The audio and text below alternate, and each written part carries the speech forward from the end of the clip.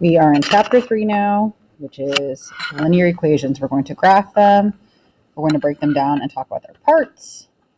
But we're going to do a review real quick on the coordinate plane. It says in the 17th century, which is like the 1600s, René Descartes, a French mathematician who we talked about, and philosopher, used a horizontal and vertical number line to divide the plane into 4 regions called quadrants. Okay, a plane set up according to Descartes' system is known as the Cartesian coordinate plane. So he came up with this. Remember, we talked about the fly on the ceiling and the tiles. The horizontal line is called the x-axis, and the vertical line is called the y-axis. The numbers on the x-axis are called x-coordinates. Therefore, the numbers on the y-axis are y-coordinates. You can pause this at any time to catch up. The ordered pair 0, 0 is called the origin. We've actually done these notes before, but we're just reiterating them again. When we graph a coordinate 2, 4, okay, you go over 2 and then you go up 4. If you're graphing negative 1, 3, you go over to negative 1 and then up 3. Same for C, you go negative 3, negative 5, and then 4, negative 2. Okay. What if it's backwards? What if you have the coordinates? Well, let's look at A. You went over 3 and you went up 2. For B, you went left negative 3 and you went down negative 5. For C, you went left 1 and you went up 3. And D, you went over 6 and you didn't go up or down. Okay, so that should have been review. On the next page, it says, where do these coordinates come from? Most of the time, ordered pairs are extracted from equations. So if we have this expression 2x plus 1, what is the answer when x is negative 1, 0, and 1? Meaning, if I substitute x with a negative 1, what do I get? Well, I get negative 2 plus 1, which is negative 1. If I put in 0 into that expression, I get 1. And if I put in 1, I get 3. So my coordinates end up being negative 1, 0, 1, and 1, 3. So that's where the coordinates come from. An input and then an output. So x is called our input or our domain. It is our independent variable. We decided what we wanted to put in. So y then would not be our input, but it would be what comes out, our output, and not our domain, but our range, the range of values that come out, or our dependent variable. It depended on what we put in.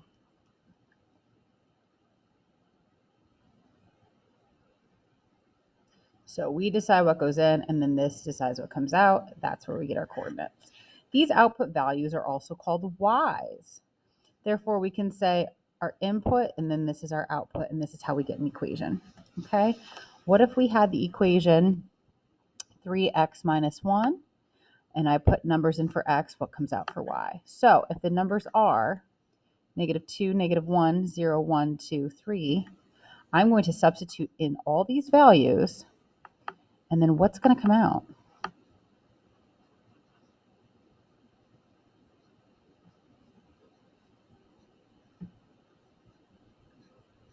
So if I substitute negative 2 in, I'm going to get negative 7. If I substitute a negative 1, that makes negative 3 minus 1, which is negative 4. I'm going to do this kind of fast. You can pause the video and do it for yourself. Or if you understand how I got them, then just keep following along. So now I have these coordinates. I have negative 2, negative 7. I have negative 1, negative 4. I have 0, negative 1. I have 1, 2. I have 2, 5, and 3, 8. Okay. So I'm going to graph them. Negative 2, 7. Oh, it's way up here. I have negative 1, negative 4. Oh, to negative 7. Okay, I don't have a 7, so I just put it down there. I have 0, negative 1, 0, negative 1. I have 1, 2. I have 2, 5. And I have 3, 8. Notice they connect in a straight line. Graph the ordered pairs on the coordinate plane and connect the points to make a line. A linear pattern is said to exist when the points examined form a straight line, in which they do. So, if you don't have a straight line, something's not right. So in class, we're going to do this. For the first one, you'd put in 3. When I substitute in 3, I get 9 minus 2, which is 7. If I put in 2, I get 6 minus 2, which is 4. If I substitute -2, I get -8. When I put in 0, I get 1. I'm able to do this in my head because I've had years and years of math, but what you should do is grab a piece of scrap paper and do it on your own. Hopefully this will create a straight line. 1, 2, 3, 1, 2, 3, 4, 5, 6, 7. Okay, 2, 4, 1, 2, 1, 2, 3, 4. -2, 8, 1, 2, -8. 1, 2, 3, 4, 5, 6, 7, 8. 0, 1. Does it make a straight line? Yes, it does. Oh, and it goes through the word T. So where I see number 1, I'm going to write the word T. Keep doing the rest until you get an answer. If you make a mistake, that's okay. It won't be a straight line, so you know you didn't do it right. So when you're doing these, make sure that it's a straight line. 1, 2, 3, 4, 5, and down -5. 1, 2, 3, 4, 5. Okay, you're going to do the rest of these on your own, and then you're going to show me. Okay? You should be hitting all the letters. There's 2 letters in each one, so is it M or is it F? Okay, and then you're going to put it where the number is. And then we just practice that in class for sitters. And then back to the lesson. Okay, it says Jared is currently sitting in class. Okay, make sure you've paused and gone back and do all those tables, please. Okay, now we're doing another example. Jared is currently sitting in class. Jared's distance from home right now is 4 miles. So no time has passed, it's been 4 miles. He gets on the bus and goes home. Every mile is exactly 2 minutes. So the bus is driving, and now it's 3 miles from home, and then 2 miles from home, and 1 mile, and then he's home after 8 minutes. After how many minutes will Jared be home? 8. 0 distance, 8 minutes it took. Graph the coordinates and attempt to write based off these coordinates. So 0, 4. We start at 4. That's our beginning. Then we go to 2, 3. Then we go to 4, 2. Then we go to 6, 1. And then 8, 0. So we're going to write an equation, a y equals equation.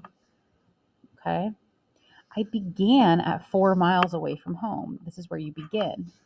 My rate of change was I went down a mile every 2 minutes. So you went down a mile every 2 minutes. That's the rate of change. Okay. It says, notice when the beginning is x equals 0. This is called the x-intercept. Oh, I'm sorry, the beginning. Notice when we begin at 0, this is called the y-intercept, where we cross the y-axis, or where we intercept the y-axis, was 4. The line intercepts or crosses the y-axis. Therefore, we cross the x-axis is called the x-intercept. So intercepts is where we cross our x and y axis. Our y value is 0. So to find the x-intercept, our y value is 0. To find the y-intercept, the x value is 0. A graph simply needs 2 coordinates to create a line. I don't need a big table like I had before. So honestly, back here, I didn't need all those points. I just needed 2. So it says a graph simply needs 2 coordinates to create a line. X and y intercepts can be used to graph equations as well. Graph the following equation just using intercepts. So if I want to find an x-intercept, I put 0 in for y.